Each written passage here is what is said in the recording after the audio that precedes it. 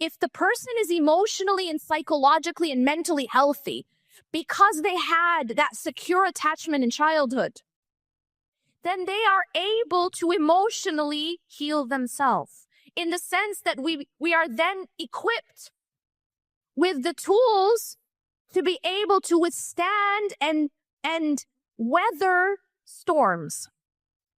The problem is, the vast majority of us, we did not grow up in secure attached homes. And so we need to now talk about what is the consequence of that. How is that playing out in all of our lives? How is that playing out in our marriages? It is the fundamental factor in the health of our marriages. That's why when we talk about counseling, it's the counseling that goes to the root of the attachment styles, to the root of this, that becomes the most effective. Because you're not just talking about the surface.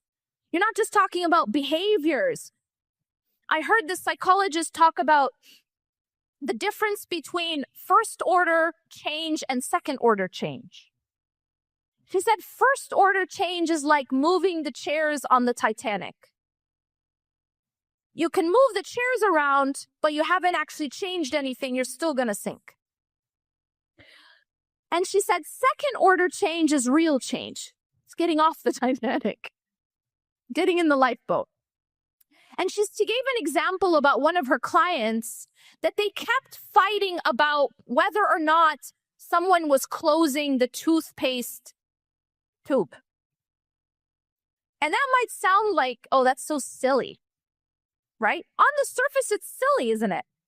One of the spouses kept asking the other spouse to close the toothpaste tube, and the other spouse would in one ear out the other, maybe do it for a day or two or three, and then just stop doing it. And it was driving the other spouse mad. Now, we all have a version of this. We all have a version of this, where it might look to someone on the outside or even to the other spouse like, why are you being petty? Why are you being so petty? And what the psychologist said is, it has nothing to do with the toothpaste. That you have to get to the underlying need that is not being fulfilled. In this case, the spouse who kept asking